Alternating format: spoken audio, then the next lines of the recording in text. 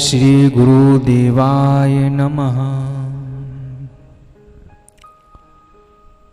अमृत वाणी श्री रामकृष्ण परमहंस जी के उपदेश भाग 3। जिस अवस्था में पहुंचकर साधारण जीव वापस नहीं लौटते, जिसमें केवल 21 दिन तक रहने के बाद उनका शरीर सूखे पत्ते की तरह झड़ जाता है, उस अवस्था में मैं 6 महीने था। कब किधर से दिन आता रात गुजरती पता ही नहीं चलता था। मृत व्यक्ति के नाक मुंह में जिस प्रकार मक्खियां घुसा करती है, उसी प्रकार मेरे भी मुंह में घुसा करती, किंतु मुझे सुध नहीं रहती। धूल में लिपटकर केशों की जटा बन गई थी। उस बेहोशी में ही कब शौच आदि हो जाता, इसकी भी सुध नहीं रहती। यह देह क्या टिकी रहती, उसी समय चली जाती। पर उस समय एक साधु आया था, उसके हाथ में एक लठिया थी। उसने मेरी अवस्था को देखते ही पहचान लिया था और वह समझ गया था कि इस देह के सहारे माँ के अनेक कार्य होने वाले हैं। इसे बनाए रख सकने पर बहुत लोगों का कल्याण होगा। इसलिए वह समय पर कुछ भोजन ले आता और मुझे मार मार कर होश में लाने की कोशिश करता। मुझ में थोड़ा सा होश आते ही वह मेरे मुंह में भोजन ठूस देता। इस तरह किसी दिन थोड़ा सा भोजन पेट में चला जाता, पर किसी दिन बिल्कुल नहीं जा पाता। इस प्रकार 6 महीने बीते। फिर इस अवस्था के गुजरने के कुछ दिनों बाद माँ की वाणी सुनाई दी, तू भाव मुख में रह, लोक शिक्षा के लिए तू भाव मुख में रह। इसके बाद मुझे रक्तातिसार की बीमारी हुई। पेट खूब ममोड़ता, बड़ी पीड़ा होती। प्रायः 6 महीने ऐसी पीड़ा भोगते रहने के बाद तब कहीं धीरे धीरे मन देह के ऊपर उतरा। साधारण लोग की तरह होश आया, नहीं तो मन देखते ही देखते अपने आप दौड़कर निर्विकल्प अवस्था में पहुंच जाता था। इस मन की स्वाभाविक गति उधर्व निर्विकल्प समाधि की ओर है। समाधि निमग्न होने पर फिर नीचे नहीं उतरना चाहता। तुम लोगों के लिए जबरदस्ती नीचे ले आता हूँ। किसी एक अच्छा का सहारा लिए बिना मन को नीचे उतारने के लिए जोर नहीं मिलता। इसलिए मैं तम्बाकू पीऊँगा, पानी पीऊँगा, अमुक वस्तु खाऊँगा, अमुक को देखूँगा, बातचीत करूँगा। इस प्रकार की कोई छोटी मोटी इच्छा मन में उठाकर उसे मुंह में बार बार दोहराता जाता हूँ। तब कहीं मन धीरे धीरे नीचे देह पर उतरता है। फिर कभी कभी तो उतरते उतरते पुनः ऊपर की ओर दौड़ने लगता है। तब फिर उसे इस तरह की कामना के सहारे पकड़कर नीचे उतारना पड़ता है। ओम तत्सत मंत्र में से केवल तत् का उच्चारण करते ही श्री रामकृष्ण उच्च निर्विकल्प समाधि की अवस्था में पहुंच जाते थे। सत्य कहने पर उसके सापेक्ष असत्य की भी कहीं सुप्त चेतना रह सकती है, तथा परम पवित्र प्रतीक ओम में भी कुछ न्यूनता रह सकती है। किंतु तत् का उच्चारण करते ही उनकी चेतना से सापेक्षता की सभी कल्पनाएं संपूर्ण रूप से विलुप्त हो जाती। सत्य और असत्य के बीच के सभी भेद विलीन हो जाते तथा वे उस सर्वातीत निरपेक्ष एकत्व की अनुभूति में निमग्न हो जाते। प्रश्न: महाराज, समाधि अवस्था में आपके भीतर क्या तनिक भी अहम भाव नहीं रहता? उत्तर: प्रातः थोड़ा अहम रहता है। सोने के कण को सोने के टुकड़े पर कितना भी क्यों न रगड़ो, उसका कुछ अंश बच ही जाता है। मेरा ब्रह्म ज्ञान चला जाता है, किंतु प्रायः वे ईश्वर मुझ में किंचित अहम रख देते हैं अपने साथ विलास करने के लिए। मैं तुम के रहने पर ही प्रेम का आस्वादन होना संभव है। फिर कभी कभी वे उस मैं को भी मिटा डालते हैं। इस अवस्था का नाम है जड़ समाधि, निर्विकल्प समाधि। उस अवस्था में क्या होता है मुंह से बताया नहीं जा सकता।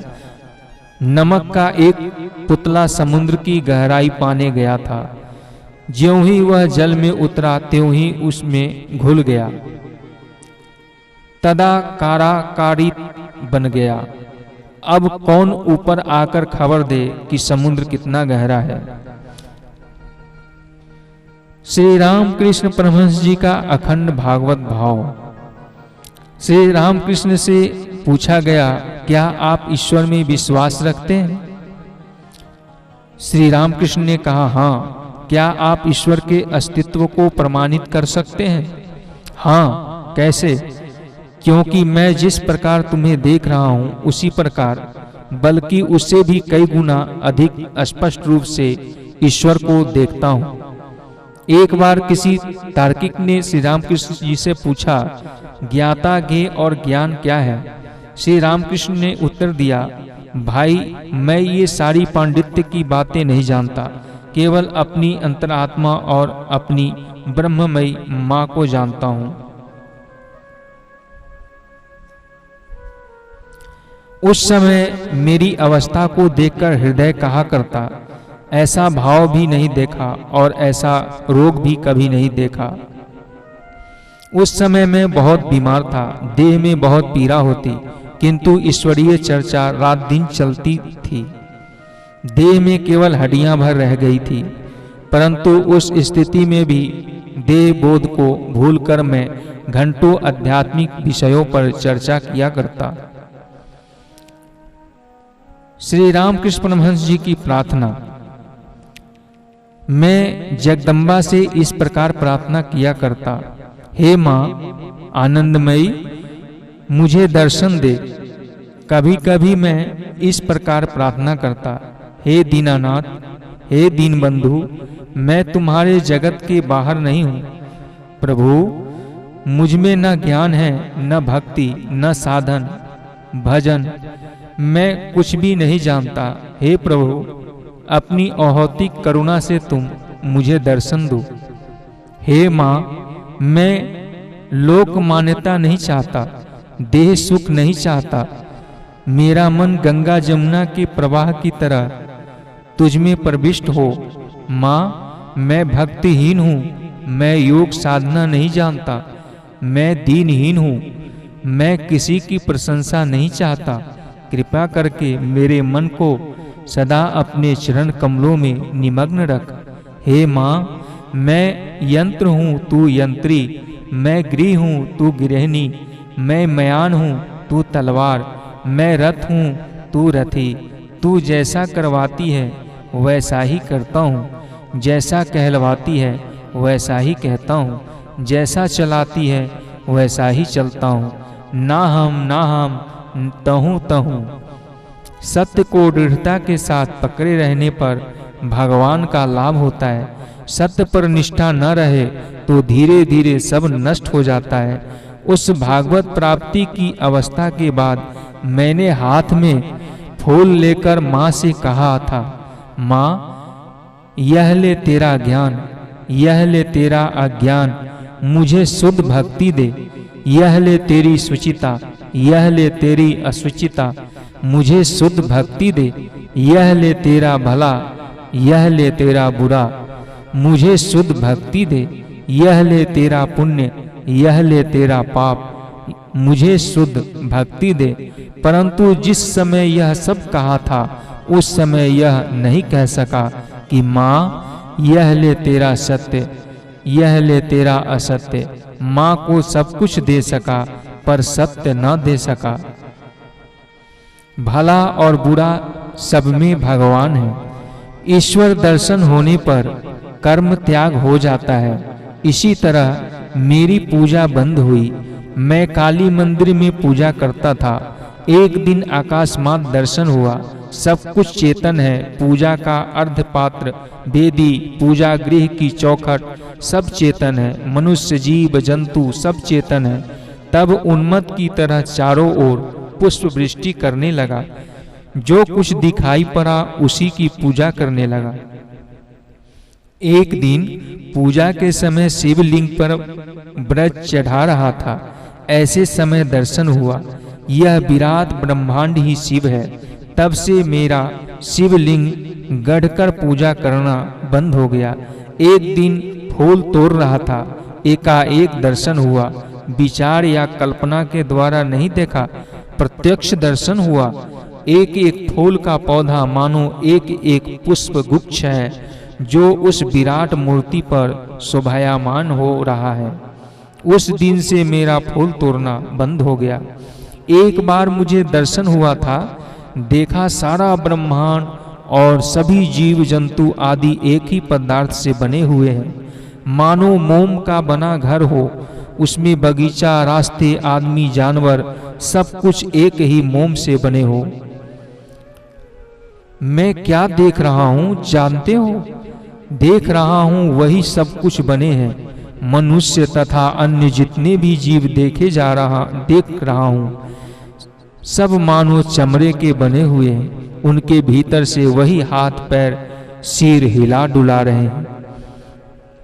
माँ ने मुझे भक्त की अवस्था, विज्ञानी की अवस्था में रखा है, इसलिए रखाल आदि के साथ हंसी मजाक किया करता हूँ। यदि वह मुझे ज्ञानी की अवस्था में रखती तो यह संभव न होता। इसी अवस्था में देखता हूँ माँ स्वयं ही सब कुछ बनी है, सर्वत्र उसी को देखता हूँ। काली मंदिर में देखा, माँ ही दुष्ट व्यक्ति भी बनी है। यहाँ तक कि भागवत पंडित का भाई भी वही बनी है। रामलाल की माँ को डांटने गया पर डांट न सका, देखा वह माँ का ही एक रूप है। कुमारियों के भीतर माँ को देखता हूँ, इसलिए कुमारियों की पूजा करता हूँ। मेरी घरवाली पैरों को सहला देती है तो बाद में मैं उसे नमस्कार करता हूँ। मुझे इस अवस्था में रखा है, इसलिए कोई नमस्कार करे तो मुझे उसके प्रति नमस्कार करना पड़ता है। देखो, दुष्ट लोगों तक को टाल नहीं पाता।